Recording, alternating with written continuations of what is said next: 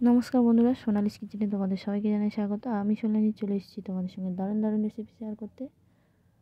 তো প্রথমে আমি নিয়ে নিয়েছি, দেখতেই পাচ্ছ, চিংড়ি মাছ। চিংড়ি মাছে প্রথমে দিয়ে দিলাম আমি লবণ, তারপর হলুদ গুঁড়ো, লঙ্কার গুঁড়ো, ভালো করে মাখিয়ে নেব এইভাবে।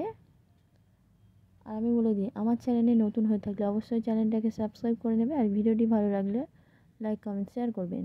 তো চিংড়ি মাছগুলো আমাকে মানে ম্যারিনেট করা হয়ে গেছে। আমি এদিকে বসিয়ে দিয়েছি একটা ফ্রাই প্যান গ্যাসে।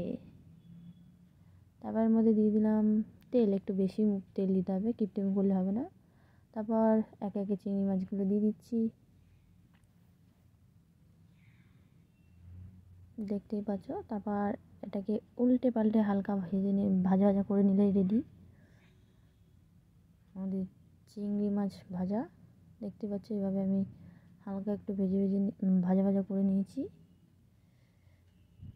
তারপর একটা বোলের মধ্যে তুলে নেব, মানে বাটির মধ্যে সব চিংড়ি মাছগুলো তুলে নিচ্ছি একে একে।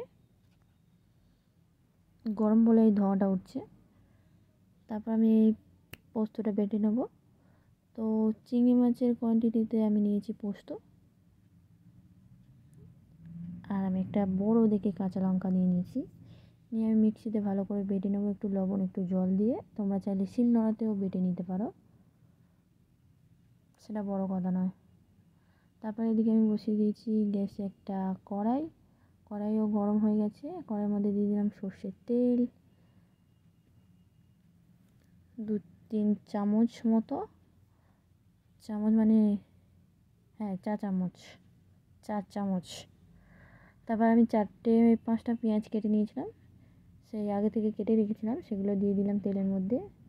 দিয়ে ভালো করে ভাজা ভাজা করে নিয়েছি, দেখতেই পাচ্ছ। তারপর এর মধ্যে দিয়ে দেবো যে পোস্তটা বাটলাম, সেই পোস্তটা।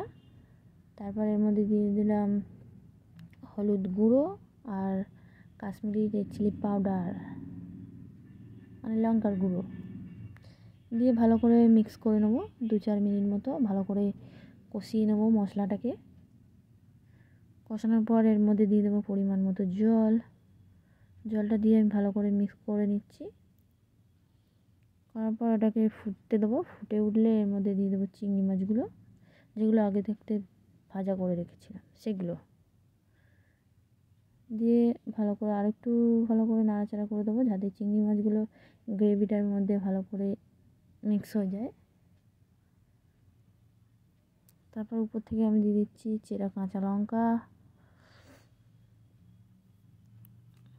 তারপর উপর থেকে দিয়ে দিচ্ছি ঘি, 1 চামচ ঘি।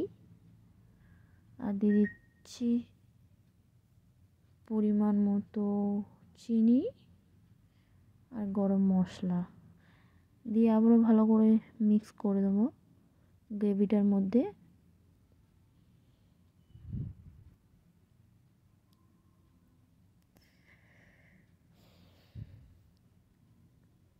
তারপর এটাকে ভালো করে ফুটতে দেবো।